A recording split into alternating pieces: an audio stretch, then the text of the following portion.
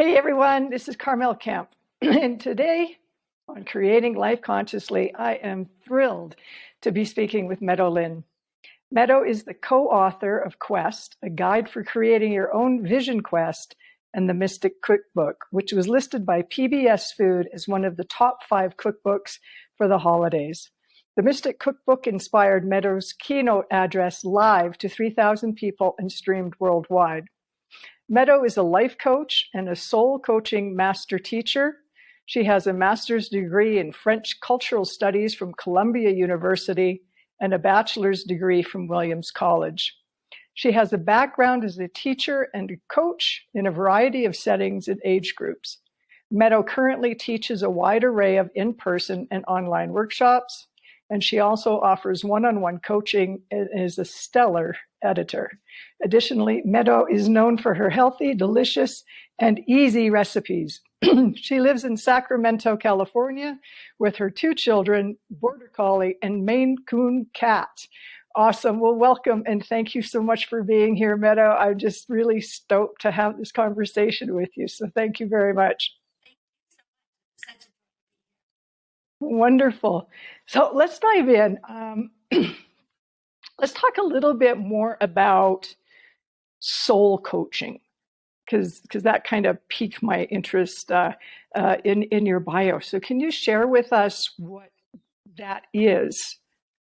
Soul coaching is a international foundation. It was actually founded by my mom, Denise Linn, and she has trained hundreds of practitioners worldwide, and some of those practitioners, me included, have gone on to become advanced practitioners and master teachers.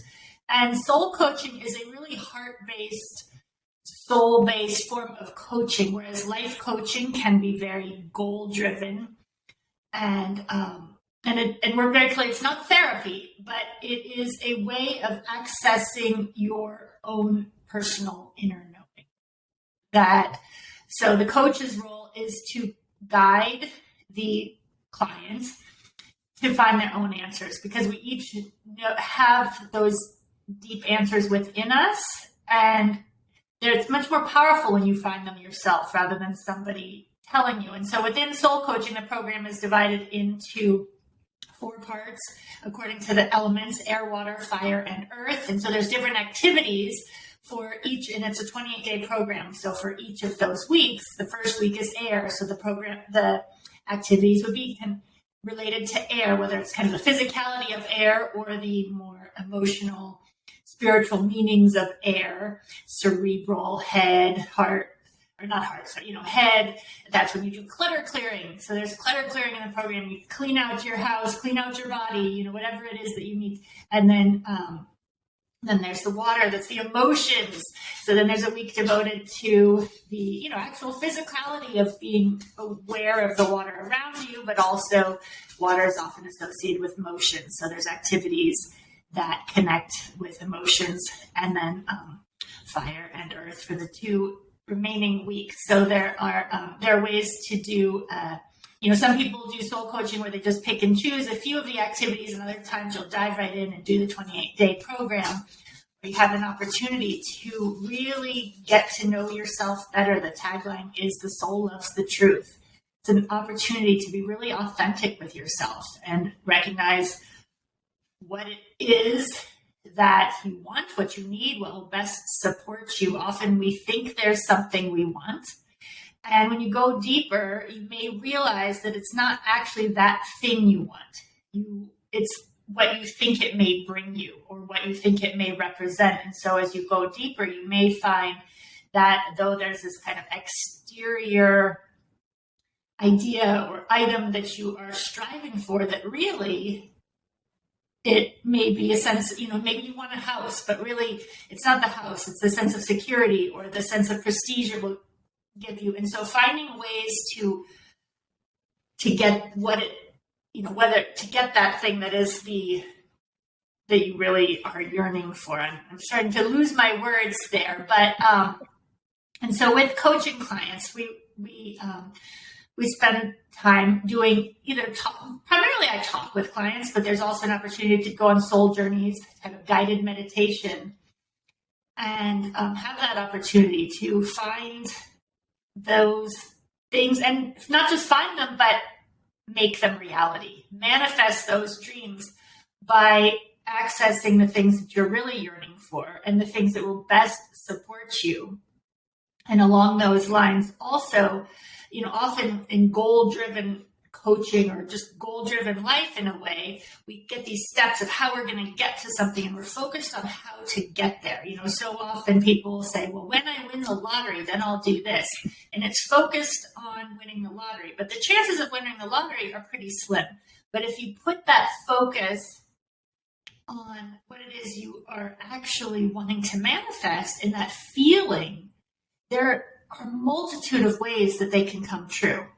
Your dreams can come true in so many different ways. But if you're only focused on winning the lottery, it may be challenging for that door to open. There's that saying that when God closes, a door, he opens a window. But that window can only be opened when you're actually open to that window opening.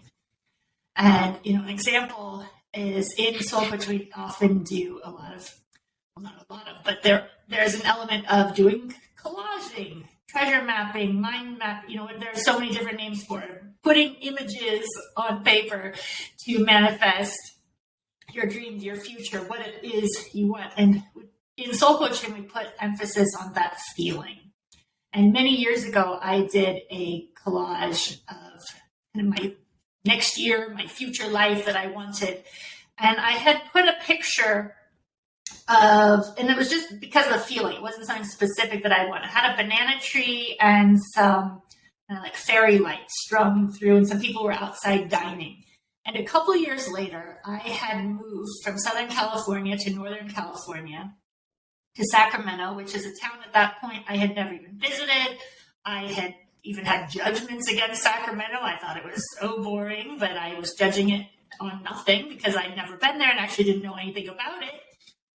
And I had moved there, and I was in this little rental house that I had luckily stumbled upon, and I was sitting in the backyard. The house came with a hot tub, and the steam from the hot tub was rising, and I looked across the yard and saw there was a banana tree, and there were fairy lights. And when I had moved into the house, the banana tree was there, and the fairy lights were already there. And it's not even an area where bananas grow particularly well. It's really hot here in the summer, but it also gets cold in the winter, and it's dry. And so I had been focusing on that feeling, and then also some of that reality had come true. But had I really been focused on, I need to find a house with a banana tree, and it may have closed off the door to manifesting this future reality that had unfolded for me. So that's kind of a long answer to your question and somewhat convoluted, but I've given it bits and pieces. It's like a sampler plate of what soul coaching is. Oh, I love it. I think it's great. Thank you. One of the things that kind of struck me right at the beginning was to guide people to find their own answers. For me as well, in my work, in the beginning, I used to do, intuitive readings. And I'm not saying that there's anything against that, because I don't think that there is. But there's an aspect to that where people are telling you something rather than you finding your own answers. And in a lot of my work as well, what I see, feel, and comes through, I often don't share directly with people. I'll ask them questions and get them to use different tools and techniques and processes to come to their own answers through their own awareness and consciousness to create and manifest. And for me, I think it's a lot of people will say, well, what do you see in my energy, or what do you feel is the answer here? And I'm like, unless it's absolutely really critical, whatever that means, I'll guide people. Like, just go inward, start becoming aware, become the observer of what is going on here. What are the underlying emotions of what you're feeling? And tap into those and figure out and find your own answers, because I don't think that without doing that, it's just people walking around saying, well, so-and-so told me this and so-and-so told me that. And so they believe it.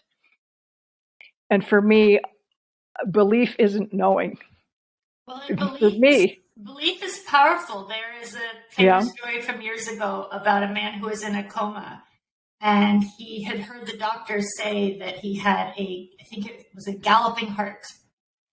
And that's not a good thing. But the man in the coma heard it, and he thought, oh, I have a galloping horse. It's strong like a horse. And when he came out of the coma, they said, what brought you out? And he said, well, I heard the doctor say my heart was really strong. I have a galloping heart. And I don't know where that story is from, but I've heard it for many years. But what I love is that idea that we tend to look at life as very X, Y, and Z. It's very cut and dry, and this happens, then this. If then that, those kind of tautology, I think are called in math and learn in school. But there's so much more to it that belief, if you believe something to be true, it is more likely to happen in that way. So as you said, if somebody tells you something, it is easy to be susceptible and take that on. The flip side, though, is there are some people who, if they're told something and it doesn't resonate, it can instigate them to say, well, I'll show you. But that is a very small percentage of people. Yeah, it's a slippery slope. I think it's a fine line. I do feel that belief is powerful, but I've kind of switched the language a little bit from belief to faith. And for me, they're a little bit different because the subconscious believes a whole lot, but the subconscious is also a sponge and it just takes in everything. It's not the conscious focused attention and energy on what we want to create.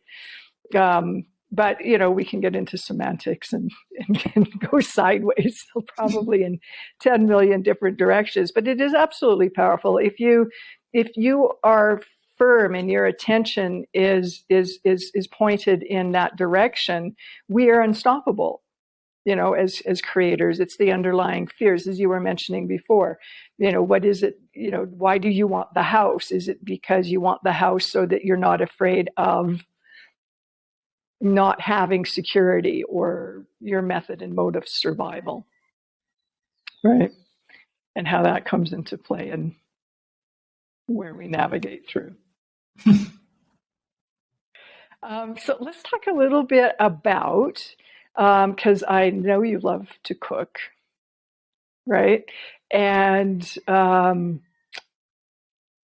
for me, and I want you to share what your experience was. I used to cook a lot. I cook very differently now, just because my diet is very different, very simple. But when I was like 13 years old, I was watching the Galloping Gourmet and all of these cooking shows, and I couldn't get enough of them. And then I would cook, and I realized some years later that it was almost a form of meditation for me. That I would cook almost intuitively. I would look at a recipe and then I'd go, no, or this, that, or the other thing. And I remember my partner, because we used to have dinner parties all the time, and I'd be cooking some elaborate dinner or something, and she would ask me if I had tasted it, and I went, no, no, I'm just kind of following instructions. And this is a long time ago. So let's talk about your process and your love for cooking and what that is for you. Well, I love that you mentioned cooking as meditation. And as you mentioned in my bio, I co-wrote the Mystic Cookbook, The Secret Alchemy of Food, with my mom in 2012. And there's actually an entire section in the book about cooking as meditation. And for many people, food, cooking, it is a means of nutrient intake. It's a way of getting fuel. But for many others, it can be a form of meditation. And it has been a passion of mine my entire life. As you said, some of my earliest memories are climbing into the cupboards and pulling out different things to mix and meld. And it's interesting to see, how my passion has shifted over time. And now, I'm a solo mom to a 4-year-old and a 1-year-old. So my cooking has changed tremendously and my amount of time as well. But it was interesting as you were speaking. My first response was, I don't cook as much anymore. I don't even love it as much anymore, because right now so it's just about getting the family fed. But when you mentioned the meditation, it reminded me about how cooking has been a form of meditation for me. And even now, when I am able to get the kids squared away, playing, or maybe even occasionally watching an educational show on YouTube, and I have that alone time to cook. Even now, it is a form of meditation. I love cooking with my children. I love sharing that passion with them, teaching them about food, but I also love that alone time too, when I'm able to escape into the kitchen by myself and have that time. For me, it's a way of recharging. And it is also a way of sharing love with my family. And when I cook for retreats, of sharing love with others, or when I write recipes, sharing the love through my recipes so that others can share love. And you can do it, excuse me, it can be a form of meditation simply as it's kind of quiet time by yourself. Or it can be focused meditation, where as you peel the vegetables, you're peeling away all that doesn't serve you. Or as you're chopping something, you're chopping up the things that you don't need in your life, or you are mincing things into smaller pieces so that you can, have more bite-sized bits in your life rather than overwhelm, or stirring love into the pot. There are many ways that you can consciously use cooking as meditation. And for many of us, it can be more of a simple form of meditation. And other times it is just get something warmed up in the oven so that so your family's tummies are full. My understanding now that I have young children of cooking has changed. People used to complain, I've cooked for so many years for my family, I just don't like it anymore. And I'd be shocked, like, how could you not like cooking? Or how could you not like cooking for your family? And now that I have to feed my kids 3 times a day plus multiple snacks, I have a very different understanding. But and I do love what you mentioned too about intuitive cooking. That for me is part of the process too. It is a creative endeavor. Some people paint, others play piano. For me, it is using different ingredients as part of my painter's palette to mix together to create a form of artwork. It is my creative outlet, where somebody else, it may be mechanics or dance, or all the different ways that we can live a creative life. And for me, cooking is one of those ways. Yeah, it's amazing. I mean, I can remember, sometimes, being in the middle of cooking something and just sort of getting an inspiration to throw something completely off base, or what you would think would be off base, into the pot and go, I don't know if this is going to work, but let's just give it a shot. So, when you're writing recipes, where does that inspiration and that creativity come from? How does that work for you? It's a good question. I think it's a combination. I think some of it comes from experience, from having cooked for all of my life and for having eaten all of my life, and having hyper awareness about what I'm eating and where it's come from, both from, experience and research from living it, cooking and eating, and also from reading a lot about gardening and food and recipes. I used to read cookbooks for fun, like from front to back. And I also think some of it comes from spirit too. It's just kind of comes in on the air, and I don't know where it comes from. I love what Elizabeth Gilbert talks about in her book, Big Magic, about creative living. And she talks about there being these kind of ideas just floating in the air. And when you are open and receptive to catching it, you are the person that idea is meant for, and you are the vessel for it to come forward. She uses, she talks about in ancient Greece, rather than somebody being a genius, they had a genie. The word genius comes from genie. And you had a creative genie who would help you and guide you. And it also took that pressure away from being, later it became this idea of the tormented artist, because they were trying to be a genius or had lost their genius. But back in ancient Greece, it was your genie. He was either helping you or he was fluffing off on the job. And these ideas, either from the genie or from spirit or just kind of floating in the air. And when you are able to kind of catch it, let's see if I take that mango and I chop that up and mix that with chopped up shrimp. Oh, I could make a shrimp cake. And that might be good with an avocado aioli. And mix that together. And that's actually a recipe I did create. That was just on my mind because last night my 4-year-old and I were watching a documentary about how they built a cruise ship. And I was telling him that I had actually taught a cooking in a cooking class on a cruise ship. And it's a little bit beyond his comprehension because he doesn't quite know what a cruise ship is, and the idea that I would teach a class, but then he wanted to know what I had taught. And that's actually a recipe I had taught. So it is on my mind. But, it's somewhat unusual to make it avocado aioli, which is an aioli with avocado in it, and then mix shrimp with mango, but it tasted really good. So that's kind of what you were talking about, a somewhat unusual combination that really works harmoniously. And so I think it's come from trial and error and also willingness to grab these magical kind of ideas that are floating in the air from our creative genius, our genie. Absolutely. And I think that for me, and I could equate this from those moments of cooking to other moments, is that, when I would be cooking or when I was playing music, I was just right there. Like just not there, but here, there, and that when you're just here and you're 100% fully and absolutely engaged with what you're doing, time doesn't exist. And I find that that's when we can be receptive to the genie and to our genius and receive those inspirations and those messages and the wisdom is just when we're right here rather than, chopping up vegetables, thinking about how miserable I was 10 years ago and how life sucked then. And right. Because it's not going to work. Right. I tried that for a whole lot of years and it just didn't work. But those creative modes for me were in those moments. And what I noticed is that being in that moment, you're just so much more receptive to spirit and to those creative inspirations landing and coming in and putting together crazy concepts or ideas or different ingredients. And they work. And you're like, oh, wow, okay.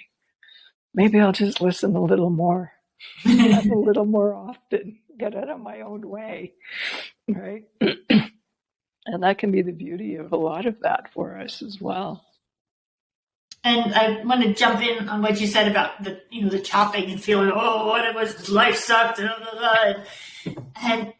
the energy we feel when we cook can actually go into the food, and that is something that then you take into your body. And it sounds kind of woo-woo and mystical, and on some levels, yeah, it totally is. In some ways, it seems like fiction, like Water for Chocolate. That was a magical realism book by, oh my goodness, why is her name? Laura Esquivel, and then made into a movie. It seems very fictional, but it is based in some form of reality too, that when you put love into the food, you ingest that love. And when you put tears into the food, you're ingesting that stress or that sadness. And that, is often why people will, wax lyrical about mama's apple pie or grandma's dumplings. And, it might be that grandma made the best dumplings, or that, in my case, my grandfather made really good pies, or that they made really good pies, but also there's only so many ways you can mix flour and butter together to make a dumpling or a pie. So what you're also tasting is that experience of having that food that was made with love for you by a family member or a friend, or maybe it wasn't mean grandmother or grandfather, or whatever it was. But so there are those different feelings that you are memories and feelings associated with the food, but also the love and the care that goes into the food that becomes part of what we eat. 100%. And my guru talks about this a lot, Sadhguru. I was initiated by Sadhguru about 5 years ago, and he talks a lot about the importance of how we approach food and water. From the moment that we're picking the vegetables or growing the vegetables, and just connecting to that. I mean, we are Earth. We're water, 72% water. The planet is 72% water. And right now it might be 72% coffee, but okay. Well, you might be a little bit different, right, at the moment. But so 72% and 72%. It's not a coincidence. It's just not a coincidence. And so what you do is you connect to the food, connect to the water. I have a whole system with water. Water is programmable.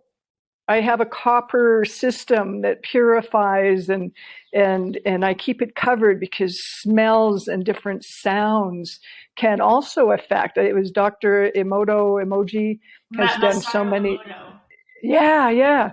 Has done all of these studies. It's a living programmable computer. They did similar studies on water at the University of Stuttgart too, which I enjoyed reading about too, because it corroborated what Dr. Masaru Emoto had said too, because you think, okay, if University of Stuttgart is doing it, then that's got to be somewhat mainstream. Right. Yeah, it's vital how we approach that, because if we can put sweetness and love into our food and into our water, and especially like with water, program that water to contain that sweetness and that love, and then we consume it, it becomes a part of us. And if we can master and manage 72% of our makeup, we can start taking the physical beast out of the equation a little bit, and to get distance from that. And it's fascinating to me how that works. What's fascinating about that too is not only the emotions that get put into the food while you're cooking, but also what you are feeling while you are eating can affect your body in physical ways. And it sounds very metaphysical. And on some hand it is, but there are also studies, university studies, that back it up. There was a study done, I think it was University of Pennsylvania, but I might be mixing this up with another study, but it was at a U.S. university where they hired actors to have a pizza meal together. And they hired actors so that it would be more controlled. And they had them act, there was 4 actors as couples, and they measured their blood cholesterol level before the meal. And while they were eating, they were very joyful, so delighted to see each other. Oh, my long-lost friend, I'm so happy to see you. And after the meal, their blood cholesterol level was elevated because they just had a pizza meal. But it quickly dissipated. And so the conclusion was that had to do with the joy. Then they had the same actors, same pizza. They weighed it all to make sure it was the exact same amounts of everything. But this time they were really angry. Not happy to be eating together, stressed that these are their mortal enemies, and now we have to have this meal together. And after the meal, their blood cholesterol level was elevated, as you would expect, because they just had the pizza meal. But this time it did not dissipate. The blood cholesterol stayed elevated because of the emotions that they had been feeling while they were eating. So we tend to think of food is very much what's on the nutrition label.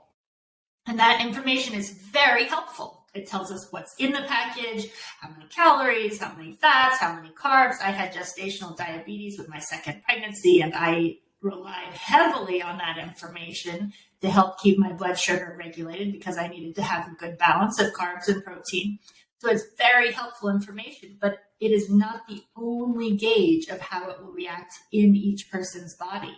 And I love reading about these studies that show that those emotions, those feelings, those thoughts that go into the food while it's being cooked, but also how we feel, does have a dramatic impact on the food. But the caveat I like to add to that is that can add extra stress, because then if you're eating something and then you're like, oh shit, now I'm feeling really stressed about this. Now I'm going to be eating stressed. It just, it's rubbing salt in the wound. So I do like to add that, as much as possible, it's okay. My 4-year-old loves to always say, but it's okay. And sometimes I get cranky because I'm like, sometimes it's not okay. But in the words of James Linn, it's okay. Whatever you're feeling, whether you're, if you're eating stress one day, that's fine. Because beating yourself up about it is only going to make it more challenging.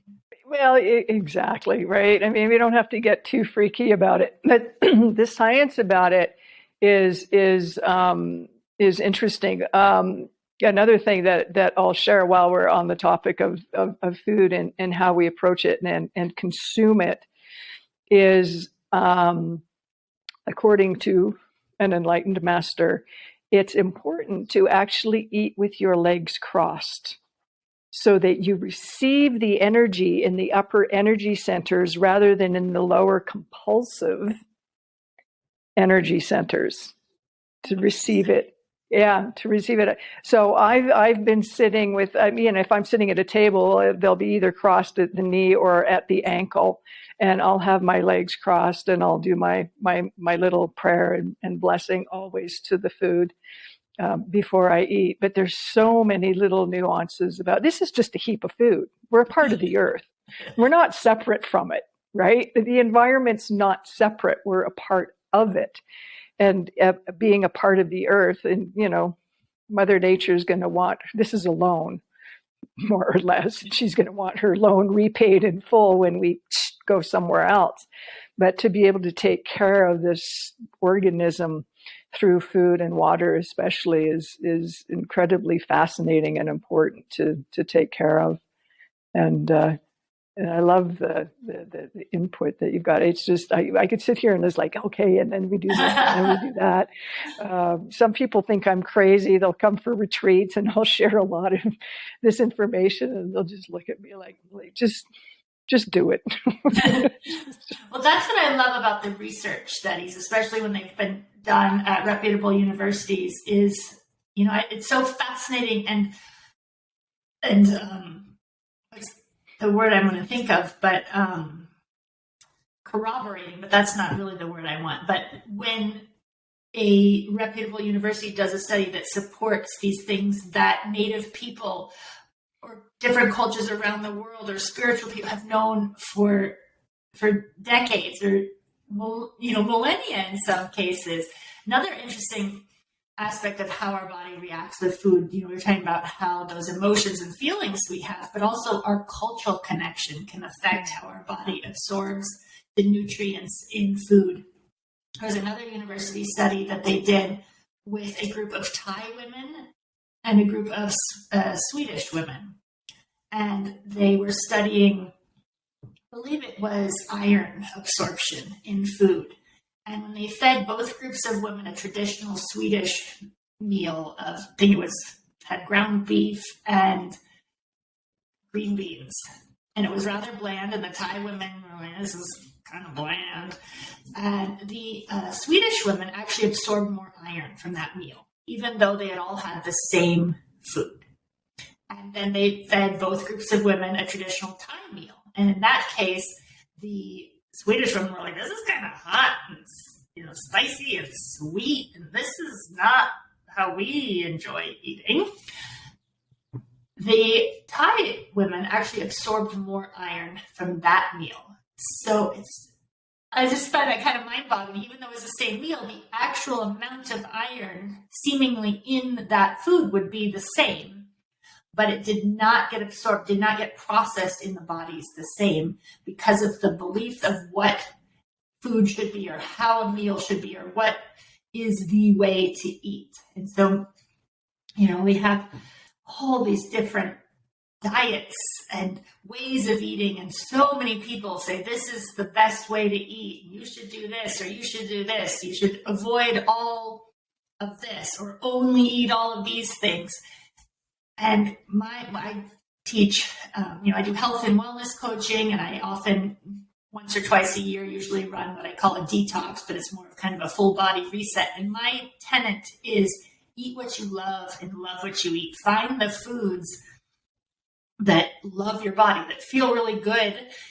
You make your cells feel kind of alive, and you give you that energy, and things that taste good to you, because somebody telling you what is the way to eat may not be the right way for you. If you are grumbling all the way through a piece of kale, it may be a better choice for you to have lettuce or spinach or chard or maybe zucchini, rather than forcing yourself to eat something that isn't in alignment with your beliefs, or just flat out doesn't taste good to you, or is not in alignment with your culture or your religious beliefs. That there is not one right way to eat.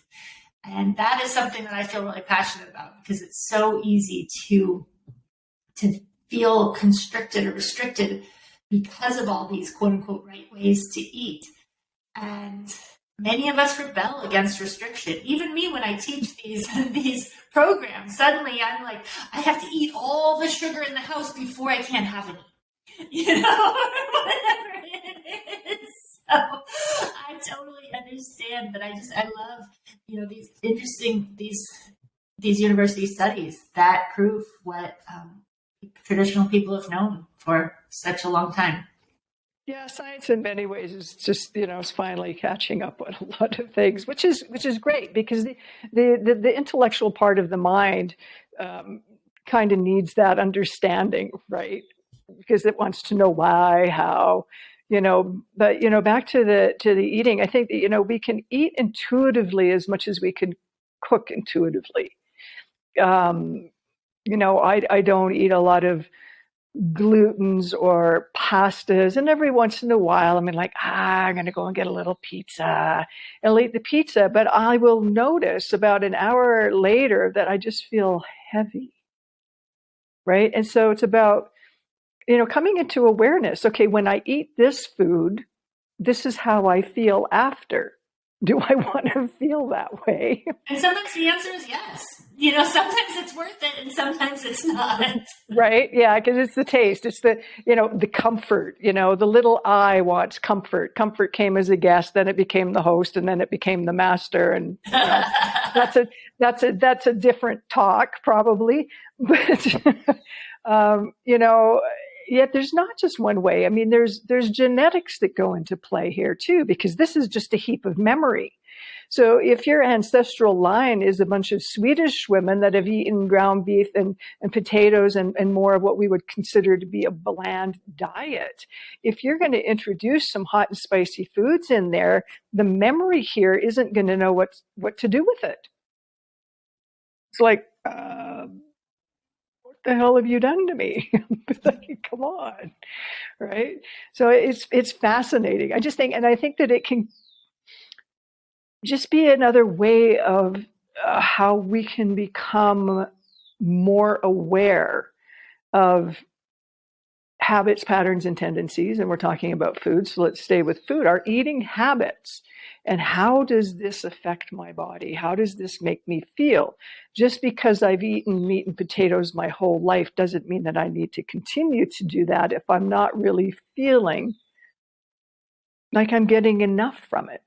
And then have a willingness to change. Too, because what you said was really powerful right there, and that could be extrapolated way beyond just food. If I've eaten meat and potatoes my whole life, but that could be anything in your life. If I've done X, Y, or Z my whole life, it doesn't mean that has to be the way it always is. Now keep going, but I just wanted to highlight what you had said, because that's powerful for all aspects of life, not just food. Well, and thank you for interjecting there and taking that segue, because this is a big part of my work. The podcast is Creating Life Consciously. How can we become more aware of our habits, patterns, and tendencies, even as simple as they might be? Oh, I put my left leg into my left pant leg first all the time, right? I do this, and this. Is it serving? Is it for the highest good? But when we can become aware of those habits and patterns and tendencies, it's only in that moment of awareness then that we can look at it and go, do I need to shift this? Where has this been keeping me stuck and stagnant. And okay, now I'm aware of it. Now I can make a conscious choice to create something different. And it's tricky. It's tough to do. You know, there's a lot of moments of like, oh yeah, I can see that pattern. Hey, all right. Young children has been very eye-opening in that way. You know, one of the things is they ask why a lot. And so you actually have to reflect on, well, actually, why? Or, as I said, my son likes to say, it's okay. And sometimes it triggers me a little bit because I want to, it's not okay that you got dirt on your pants because now I have to, or actually last night, he put the napkin on the floor. And I said, oh, you put a napkin on the floor and now you have to wipe your face with germs and that needs to go in the laundry. And he said, but it's okay. I said, no, you're going to get sick. You know, but it helps you to reflect on, okay, well, why? Is it really that big of a deal that the napkin went on the floor? Are we going to get those germs? Well, why do I have a thing about napkins on the floor? You know, and so that's a very mundane example, but it does allow you to see things from different angles. Well, why is that? And what was funny is then later, I think the toddler, I didn't see it, it was either the dog or the toddler, knocked his sandwich on the floor when we were in the other room. And I didn't want a big scene, and I didn't want him to know that the baby sister had probably put his, you know, it was a special, it was like a veggie burger we'd gotten at a healthy drive-thru, so it was like a special sandwich on the floor. So I just picked it up and said, oh, it fell on the floor. Oh, well, you can eat this later. And I was like, oh, wait, it's really confusing for you that I made a big stink about a napkin on the floor, but I'm going to let you eat a burger that fell on the floor. But all of those whys, question, well, why do you react one way to one thing, why to another? And we can actually be our own toddlers in our own lives and ask ourselves those questions constantly. Why? Well, why? And it can be so irritating to constantly be questioned, but it can be, as you said, really helpful to start questioning yourself. Why do you do something a certain way? And can it be done a different way? Because you've always done it one way doesn't mean that it has to be done that way again. There's a Berenstain Bear book, which is a children's book, and I think it's called Berenstain Bears and the Bad Habit. And the mama bear is explaining to the cubs about what a habit is. And she uses the example of pushing her wheelbarrow down the same track over and over again. And the wheel gets stuck in that track and it can go straight really well constantly on that track. But if she tries to veer off, it's hard to get out of that track. And so that why? Well, why do you always go that way? It allows you to start to question so that you can begin to turn that wheelbarrow out of the track and begin to create new habits, new ways of being. Consciously create new ways once you are aware that the ways we do certain things don't have to be the way that we always do them. Yeah, 100%. You know, it's about just being in that moment and being aware, like, where did this come from? You know, I mean, First Nations, Native American culture will talk about 7 generations of ancestors, but there's actually 12 generations of ancestors that are still trying to live through you and their habits and their patterns and their tendencies. And it's like, okay, is this working for me? Not so much, right? Ways of thinking, ways of generating emotions, and thoughts and emotions are really not separate. Thoughts create emotions, emotions create thoughts. But just becoming aware of that. And I think that that's great because we can get so stuck and be so rigid in the way that we've perceived the way things should be done or the way they shouldn't be done. Napkins on the floor, burgers on the floor. And that's what I finally said to my child was, wow, I must be so confusing to you because I threw a fit about the napkin on the floor and I'm letting you eat and he was like, yeah.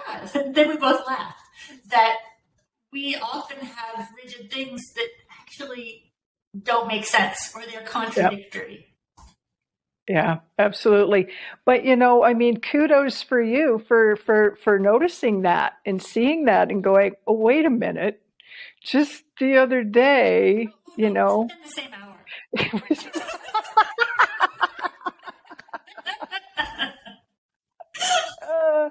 That's brilliant. So that's, but that awareness is like, oh God, what just happened here?